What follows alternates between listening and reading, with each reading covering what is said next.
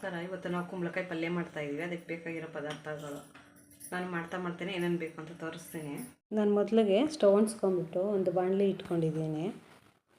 ಬಾಣಲಿಗೆ ಎಣ್ಣೆ ಹಾಕ್ಕೊಳ್ತಾ ಇದ್ದೀನಿ. ಎಣ್ಣೆ ಕಾದಿದೆ, ಸಾಸಿವೆ ಹಾಕ್ಕೊಳ್ತಾ ಇದ್ದೀನಿ. ಒಂದೆರಡು ದಪ್ಪ ಈರುಳ್ಳಿ ಕಟ್ ಮಾಡಿ ಇಟ್ಕೊಂಡಿದ್ದೀನಿ, ಸೇರಿಸ್ಕೊಳ್ತಾ ಇದ್ದೀನಿ.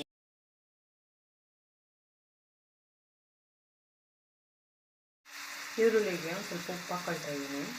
ಈಗ ಹಸಿಮೆಣಸಿನ್ಕಾಯಿ ಸೇರಿಸ್ಕೊಳ್ತಾ ಇದ್ದೀನಿ. ಒಂದು 3-4 ಹಸಿಮೆಣಸಿನ್ಕಾಯಿ ಕಟ್ ಮಾಡಿ ಇಟ್ಕೊಂಡಿದ್ದೆ.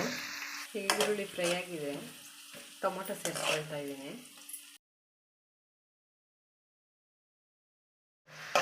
ಈಗ ಟೊಮೊಟೊ ಒಂದು ಅರ್ಧ ಫ್ರೈ ಆಗಿದೆ.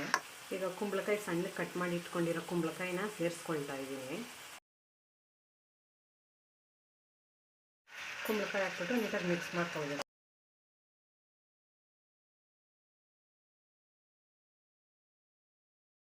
ಕುಂಬಳಕಾಯಿ ಬೇಯೋದಕ್ಕೆ ಒಂದು ಅರ್ಧ ಗ್ಲಾಸಷ್ಟು ನೀರು ಸೇರಿಸ್ಕೊಳ್ತಾ ಇದ್ದೀನಿ.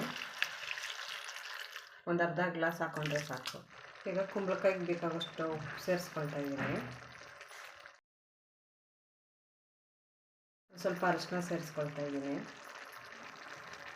ಹಾಕ್ಬಿಟ್ಟು ಮಿಕ್ಸ್ ಮಾಡ್ಕೊಳ್ತೀನಿ. ಒಂದು ಅರ್ಧ ಟೇಬಲ್ ಸ್ಪೂನಷ್ಟು ಧನಿಯಾ ಪುಡಿ ಹಾಕ್ಕೊಳ್ತಾ ಇದ್ದೀನಿ. 1/4 ಟೀ ಸ್ಪೂನಷ್ಟು ಅಚ್ಚಕಾರದ ಪುಡಿ ಸೇರಿಸ್ಕೊಳ್ತಾ ಇದ್ದೀನಿ. ಕುಂಬಳಕಾಯಿ ಸ್ವೀಟ್ ಇರುತ್ತೆ, ಅದಕ್ಕೆ ಖಾರ ಸಾಕಾಗಲ್ಲ ಅಂತ ಹಾಕ್ಬಿಟ್ಟು ಎರಡು ಮಿಕ್ಸ್ ಮಾಡಬೇಕು.